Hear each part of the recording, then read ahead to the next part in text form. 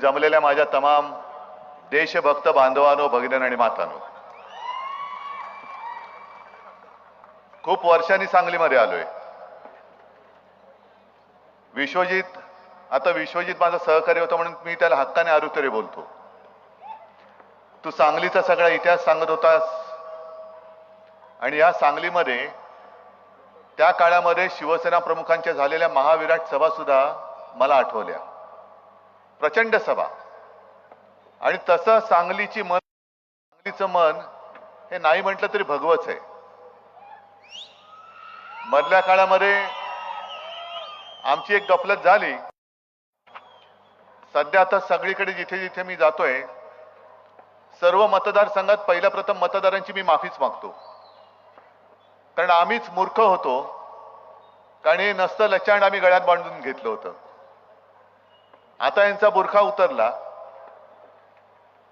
आणि अत्यंत बिभत्स विकृत चेहरा हा केवळ आपल्यासमोर नाही, केवळ देशासमोर नाही तर संपूर्ण जगामध्ये आला. आज पूर्ण देश आपला ते बदनाम करून टाकतात. आणि साहजिक आहे, शेवटी निवडणूक म्हटल्यानंतर एक महत्वाकांक्षा असते, इच्छा असते. पण ही इच्छा व्यक्त करायला काही अपराध आहे किंवा गुन्हा आहे असं माझं काही मत नाहीये. पण जेव्हा आपण युती करतो, आघाडी करतो, तेव्हा साहजिकच आहे. जयंतराव, तुम्हाला 13-14 जागा वाटत होत्या मिळाव्या. आता मी म्हटलं मला 30 पाहिजे होत्या. कशा काय मिळणार? काँग्रेसला 25 पाहिजे असतील, कशा काय मिळणार? मग शेवटी आपण कुठे काय एकमेकाचा उपयोग करून जे पहिलं गमावलेलं आहे ते कमवायचं कसं याचा विचार करतो. आज सांगली आपल्याकडनं गेलेली आहे. अगदी मला कल्पना आहे, सगळे रती महारथी स्वातंत्र्य लढ्यामध्ये सुद्धा इथे सगळे वीर, मी काही तुम्हाला सांगण्याची गरज नाही, त्यांचं योगदान फार मोलाचं आहे. आणि स्वातंत्र्य लढ्यामध्ये यांनी योगदान दिलं.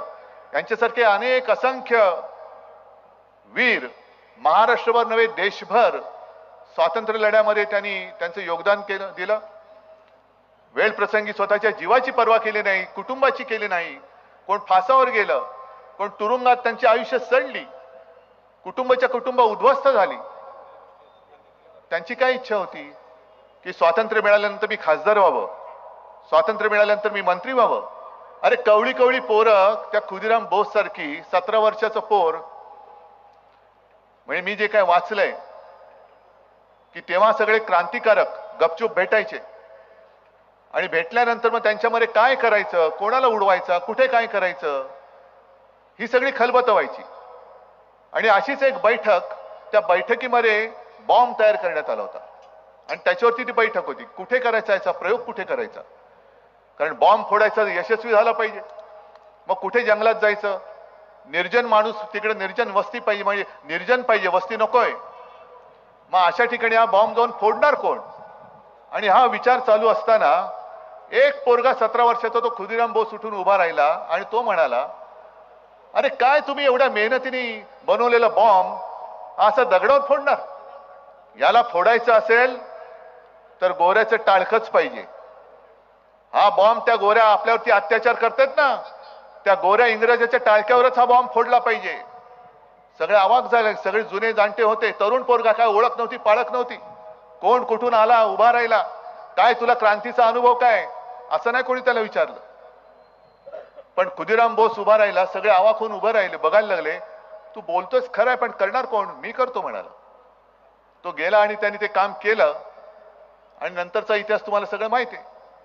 पण विशेष म्हणजे हा 17 वर्षाचा पोरगा, कसलाही बॉम्ब फोडण्याचा अनुभव नाही, बॉम्ब फोडण्याचा बनवण्याचा अनुभव नव्हता, फोडण्याचा तर असणार कसा. पण त्यांनी जाऊन ते काम केलं आणि फासावरती गेला. 17 वर्षाचं कवळं पोर, हातातोंडाशी आलेला घास. आणि तो फासावर जात असताना एक कोणतरी असाच, त्याचं कवी जो होता त्याचं नाव इतिहासात नोंदच नाही झालेलं, त्यांनी त्याच्यावरती 4 ओळी लिहिल्या की जो खुदिराम आपल्या आईला सांगतोय. कारण फाशीची शिक्षा झाल्यानंतर त्याची आई त्याला शेवटचं भेटायला गेली तुरुंगात की आपलं पोर कसं आहे, पोरगा आता जाणार फासावरती, आयुष्याची ताटातूट होणार, आपल्या पुन्हा हे दिसणार नाही पोर आपल्याला. आणि मग त्या भेटीवरती एका कवीने कविता केली. त्याच्यात ते म्हणतोय की तो खुदिराम आपल्या आईला सांगतोय की आई तू काळजी करू नकोस, मी आत्ता जातोय, पण लवकरच मी माझ्या मावशीच्या पोटी जन्माला येऊन तुझ्या भेटीला येईन, आणि मावशीला जे बाळ होईल तो मी आहे तू कसा ओळखशील? तर तू काही करू नकोस, बाळाच्या गळ्यावरती एक खूण बघ, ती खूण आता मी जातोय ना त्या फाशीच्या दोराची असेल, ती खूण बघ आणि ओळख तुझा खुदिराम परत आलाय. जर खुदिराम असं बोलला असता की नाही मी 17 वर्षाचा आहे, मला खासदारच व्हायचंय, मला आमदारच व्हायचंय, मग लोकांनी विचारलं असतं तुझा अनुभव काय? असं नसतं. देश म्हणजे देश, माझा देश पहिला प्रथम, माझी महत्वाकांक्षी त्याच्या नंतर असली पाहिजे. आणि ज्या सांगलीचा इतिहास स्वातंत्र्य लढ्यासाठी प्रसिद्ध आहे, त्या सांगलीकरांसाठी मी आलेलो आहे की देशाचं स्वातंत्र्य धोक्यात आलं असताना सांगलीकर हे फुटणार आहेत. सांगलीकर गुलामाच्या बाजूने, गुलामगिरीच्या बाजूने मतदान करणार, हुकुमशाहीच्या बाजूने मतदान करणार का लोकशाहीच्या बाजूने मतदान करणार? हा प्रश्न मी नाही, देश तुम्हाला विचारतोय. जी विश्वजित तू सगळी मोठ्यांची नावं घेतली ते सुद्धा बघतायत माझे सांगलीकर काय करतायत. अरे मी यांच्यासाठी इंग्रजांशी लढलो. इंग्रजचा काय मोठा शत्रू होता, किती होते लोक. इंग्रज जेव्हा आले त्यांच्याकडे सैन्य मुठभर असेल, पण त्यांनी 125-150 वर्ष राज्य केलं. ते आपल्याच इथल्या गद्दारांना घेऊन त्यांनी आपल्या डोक्यावरती राज्य केलं होतं. तीच परिस्थिती आज परत आलेली आहे. या आघाडीमध्ये आम्हाला असं वाटलं होतं की आमच्याकडे ही जागा पाहिजे, ती जागा पाहिजे. आणि मी तुम्हाला खरंच सांगतो, पक्षाचा नेता म्हणून मिरवायला काम सोपं असतं, पण पक्षाचा नेता म्हणून कार्यकर्त्यांना जपणं फार कठीण असतं. आम्ही सुद्धा रामटेकची जागा सोडली, सलग 5 वेळा जिंकलेली जागा आम्ही सोडली, सलग 5 वेळा. काय तिथले लोक माझे नाराज नसतील झाले? कोल्हापूरची जागा सोडली आम्ही, शाहू महाराजांच्या प्रेमाखातर जागा सोडली. अमरावतीची जागा जयंतराव तुम्ही बोललात तुमची सुद्धा होती, आम्ही सुद्धा ती जागा सुद्धा 5 वेळा जिंकलेली होती. पण जिंकलेल्या जागा आम्ही दिल्या, कारण आघाडीचा नुसता फायदा मला एकट्याला नकोय, तर माझ्या सोबत्याला मित्राला सुद्धा झाला पाहिजे. आम्ही कोल्हापूर सोडली, रामटेक सोडली, अमरावती सोडली, आणि मला अभिमान वाटतो. काल मी कोल्हापूरला सभेला गेलो होतो, तुडुंब गर्दी होती, आणि स्वतः शाहू महाराज मला म्हणाले की उद्धवजी तुमच्या शिवसैनिकांची कमाल आहे, शिवसेनाच ही जागा लढते, अशा पद्धतीने जीव तोडून मेहनत करताय, यांच्या भरोश्यावर मी जिंकणार म्हणजे जिंकणारच.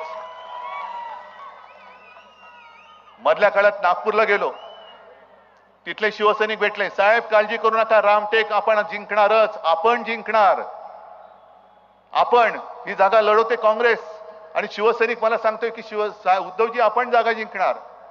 अमरावतीला गेलो होतो, यशोमतीताई सांगतायत उद्धवजी तुमच्या शिवसैनिकांची कमाल आहे हो, दिवस रात्र काही नाही, कशाचे ओशाळे नाहीत, एक पैसा घेत नाही, आणि अक्षरशः आमच्यापेक्षा एक पाऊल पुढे टाकून काम करतात. मला अभिमान आहे त्या शिवसैनिकांचा.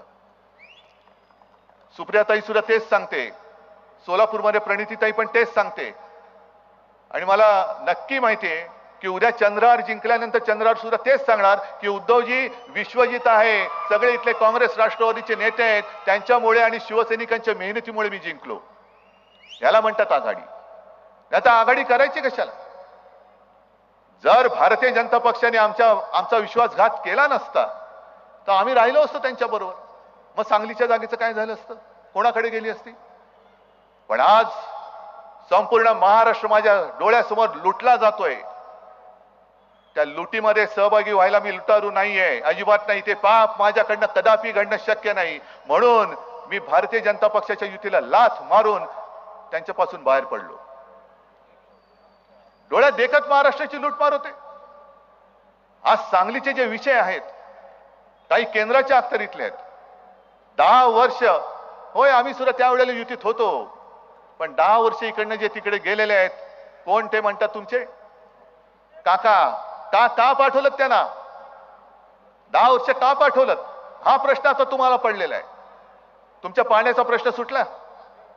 मला आठवतंय काही वर्षांपूर्वी जयंतराव जतच्या परिसरातली काही गावं त्यांनी जाहीर केलं की आम्ही आता महाराष्ट्रातून वेगळे होतो. मी त्यांना फोन केला आणि त्यांना सांगितलं असं वेडावाकडा काही निर्णय घेऊ नका, असं काही बोलू नका, मी स्वतः येतो. 24 तासात मी त्यांच्या भेटीला गेलो, त्यांचं सगळं समजावून सांगितलं. पण केंद्राकडनं ज्या काही गोष्टी राज्याच्या अखत्यारीत असतात, काही गोष्टी केंद्राच्या अखत्यारीत असतात. आणि एक मला असं वाटलं होतं की केंद्रात आता आमचं सरकार आले, एनडीएचं, नरेंद्र मोदी पंतप्रधान झालेत, आता सगळे प्रश्न असे सुटकीसारखी संपतील. अजिबात सुटले नाही, काहीच सुटले नाही. काय सुटलेत प्रश्न? उलटा आता प्रधानमंत्रीजी महाराष्ट्रामध्ये जे फिरतायत, मला कोणीतरी एक क्लिप पाठवली, त्याच्यात आपले मोदीजी म्हणतात हे 10 वर्षाचा तो फक्त ट्रेलर होता, हे पिक्चर अभी बाकी आहे. हे भीतीदायक वाक्य आहे ना, कारण महागाई वाढली, गॅस सिलेंडर 400चा 1200 झाला, ट्रेलर होता, अजून पिक्चर बाकी आहे. शेतकऱ्याचं पीक कर्ज वाढतच चाललेलं आहे, माफी तर आपण केली होती, पुन्हा वाढते. तुमचं उत्पन्न दुप्पट होणार होतं, शेतकऱ्यांचं झालं? अजिबात नाही. आणि त्याही पेक्षा सगळ्यात महत्वाचं म्हणजे निवडणूक रोख्यांच्या माध्यमातून शेतकऱ्याचं उत्पन्न दुप्पट नाही झालं. भारतीय जनता पक्षाच्या खात्यात हजारों कोटी रुपये आले, हजारों कोटी रुपये. ये तो सिर्फ ट्रेलर था, पिक्चर अभी बाकी आहे. म्हणजे आजपर्यंत यांनी सगळं ओरबाडून काढलं. महाराष्ट्रामधनं सगळे उद्योग, जो वेदांता फॉक्सकॉन आपल्याकडे येणार होता, गेला. गुजरात मेडिकल डिव्हाइस पार्क तो येणार होता, बल्क ड्रग पार्क तो येणार होता, वित्तीय केंद्र हे महाराष्ट्रात येणार होतं. सगळंच्या सगळं गुजरातला गेलं आणि हा फक्त ट्रेलर होता. म्हणजे तुम्ही काय आता महाराष्ट्राचं नाव सुद्धा गुजरात करणार की काय? आणि हे चालेल तुम्हाला? आणि त्याच्यामध्ये जर का तुम्ही जर का इकडे मतांमध्ये विभागणी केली आणि पुन्हा हे हुकुमशाहीचं भूत आपल्या मानगुटीवरती बसलं, तर ती एक शिवसेनेने जाहिरात केलेली आहे, तुम्ही पाहिली असाल. कारण भारतीय जनता पक्षाने पहिली एक जाहिरात केली, वॉर रुकवा दी पापा. पाहिलं तुम्ही? युक्रेन आणि ते युद्ध चालले ना, तिथून विद्यार्थी कसे येणार, मग ते चिंताग्रस्त आई वडील दाखवलेत. आता काय होणार माझ्या मुलीचं, कशी येणार? मग ते वडील सांगतात काळजी करू नको, ते आपल्याला वाचवणार. मग ती मुलगी येते आणि ती म्हणाली की पप्पा वॉर रुकवा दी, म्हणजे मोदीजींनी वॉर थांबवलं. मग आपण एक जाहिरात केली, ते वडील चिडलेत. सगळे भ्रष्टाचारी भाजपमध्ये घेत आहेत. कालपर्यंत हे सगळे भ्रष्टाचाराचे आरोप करणारे लोक आज सोबत घेऊन मांडीवर घेऊन फिरतायत. मग मुलगी सांगते लेकिन वॉर रुकवा दी पप्पा. त्याला मणिपूरमध्ये महिलांवरती अत्याचार होतोय, इकडे महिलांवरती अत्याचार होतोय. मग ती मुलगी म्हणते लेकिन वॉर रुकवा दी पप्पा. मग तो पप्पा चिडतो, अरे वॉर रुकवा दी काय, वाट लगा दी पप्पा बोल. मग ती मुलगी म्हणते लेकिन वोट तो आपने दिया था ना पप्पा, आपणच मत दिलं होतं त्यांना. आणि आता हे जे काय आपल्या मानेवरती बसलंय, एक सुद्धा विषय काही सुटलेला नाहीये. याला आता जे डोहाळे लागलेत ते घटना बदलायचे लागलेले आहेत. मी काल सुद्धा बोललो, परवा सुद्धा बोललो, कदाचित या टीव्हीच्या माध्यमातून सगळेजण म्हणत असतील हा एक मुद्दा रोज बोलतोय. हो बोलतोय, कारण जर भाजप हा रोज खोटं बोलत असेल तर मी रोज खरं बोललो तर फरक काय पडतोय? मी खोटं तर बोलत नाहीये ना. जर भारतीय जनता पक्षाचे माजी मंत्री, माजी खासदार उघड उघड बोलत असतील की आम्हाला घटना बदलण्यासाठी 400 पार जागा पाहिजेत, आणि यांना खरंच घटना बदलायची, ती एवढ्यासाठी बदलायची की महाराष्ट्राचा आकस यांच्या नसानसामध्ये एवढा भिनलाय की केवळ आणि केवळ डॉक्टर बाबासाहेब आंबेडकर या महाराष्ट्राच्या सुपुत्राने ती घटना लिहिलेली आहे. त्याच्या पलीकडे जाऊन एका साध्या दलित कुटुंबामध्ये, गरीब कुटुंबामध्ये जन्मलेला माणूस हा एवढा बुद्धिमान होतो आणि आपल्या देशाची घटना लिहितो, आणि ती घटना मी पाळायची, पंतप्रधान म्हणून मी पाळायची, हे कसं शक्य आहे? नाही, पहिली ही घटना बदला. शिवसेनेच्या त्या मशाल गीतामधलं जय भवानी जय शिवाजी हे शब्द काढून टाका. महाराष्ट्राचे उद्योग हे पळवून न्या. मग महाराष्ट्र म्हणजे तुम्हाला काय नामर्दाचा देश वाटला की काय? हा महाराष्ट्र एक तर संतापून पेटत नाही, पण जर का संतापून उठला आणि पेटला तर कालच 1 मे झालेला आहे महाराष्ट्र दिन. आणि त्याही वेळेला मी कालच्या सभेत सांगितलं की मोरारजी देसाई हो गुजरातमधनच आले होते, त्यांनी गोळीबार केला होता, 105 हुतात्मे झाले होते. बलिदान मुंबई मिळवण्यासाठी सुद्धा आपण केलं होतं. 105 हुतात्मे दिले आणि मोरारजी देसाईंनी पोलिसांना आदेश दिले होते, मी तुम्हाला ज्या गोळ्या दिल्या आहेत ते माणसाला मारण्यासाठी दिलेल्या आहेत, ती गोळी फुकट घालवायची नाही. तेव्हापासून हा त्यांचा जो राग यांच्या मनामध्ये आहे, मराठी माणसाला मारण्यासाठी हे आसुसलेले आहेत. महाराष्ट्राला बदनाम करून टाकायचं, महाराष्ट्राला भिकेला लावायचं, महाराष्ट्राच्या सुपुत्रांनी लिहिलेली घटना बदलून टाकायची आणि आमच्यावरती घराणेशाहीचे आरोप करायचे.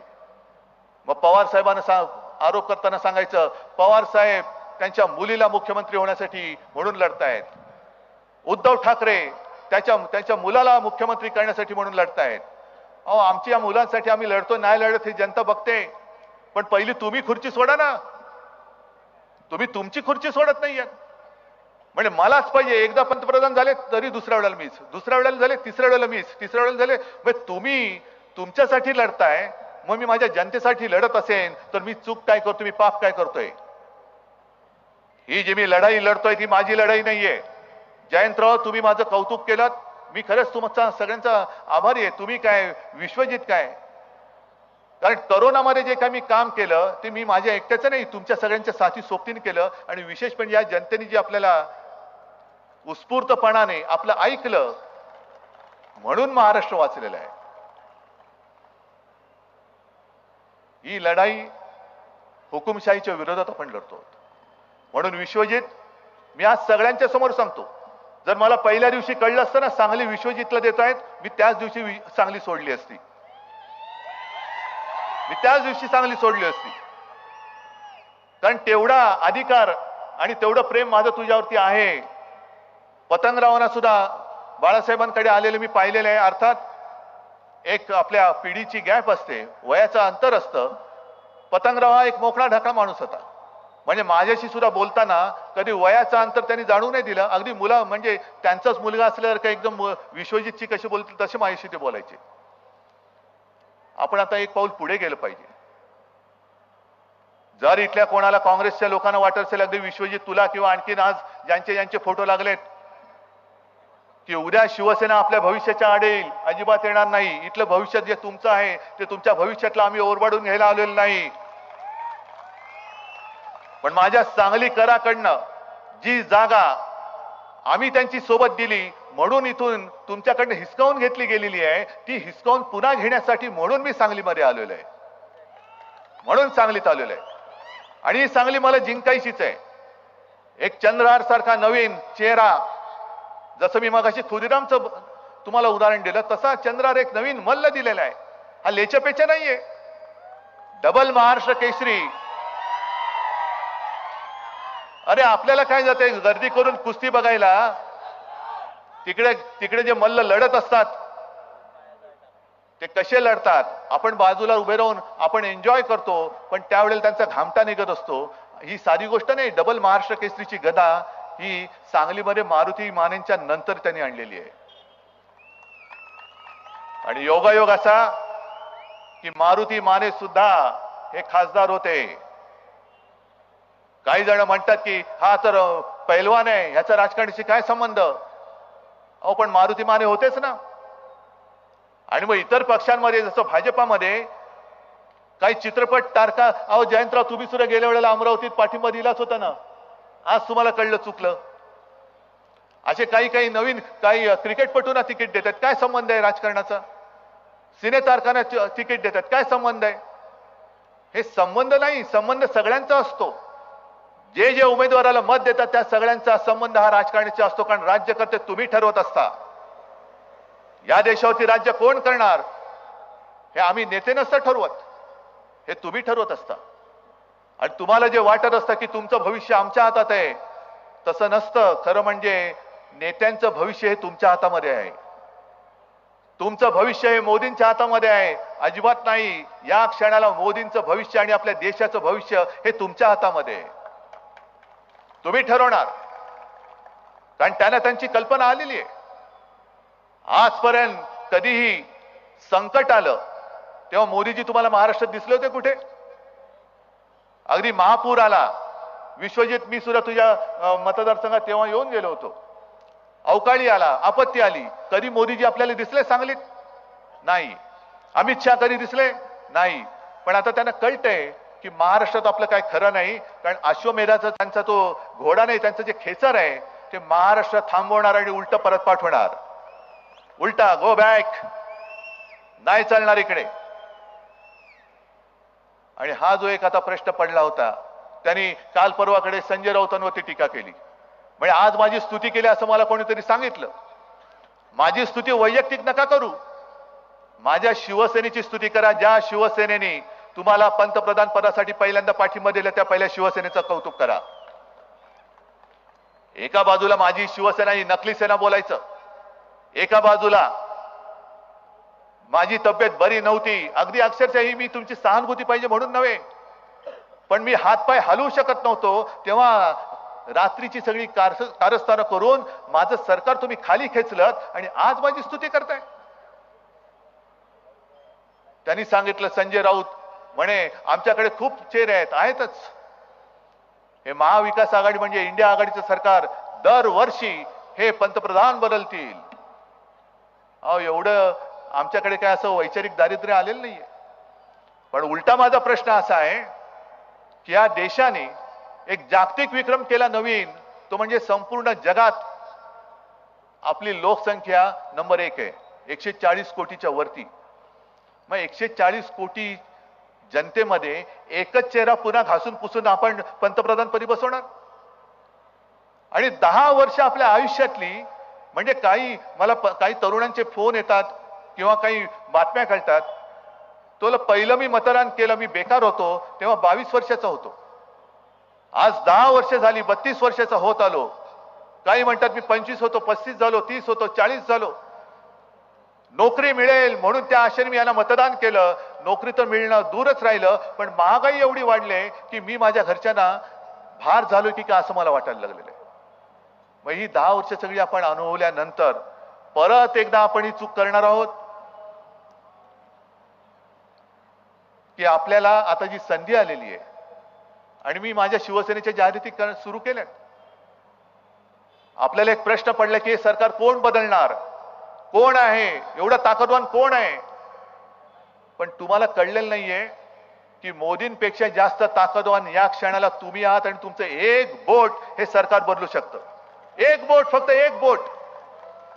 आजपर्यंत त्यांनी 10 वर्षामध्ये संपूर्ण ईडी, इन्कम टॅक्स, सीबीआयची मस्ती त्यांना दाखवली. आता ही त्यांची मस्ती तुम्ही एका बोटीने, एका टिचकीने त्यांना उडून टाकू शकता. आणि आज मी भाजपला इशारा देतोय की तुम्ही ज्या पद्धतीने तोडा फोडा आणि राज्य करा ही नीती अवलंबलेली आहे, जे जे आमच्या सोबत आहेत त्यांना तुम्ही खोट्या केसेस टाकून अडकवताय. एक तर भाजपात आहे, भाजपला छुपा पाठिंबा दे, मतांची विभागणी कर, नाहीतर तुरुंगात जा. तरी बरे काही जण उघड उघड जात आहेत निर्लज्जपणाने, काही जण छुपी मदत करतायत की एक तर तू छुपी मदत कर, नाहीतर तुरुंगात जा. तर भाजपला सांगते की सगळे दिवस सारखे नसतात.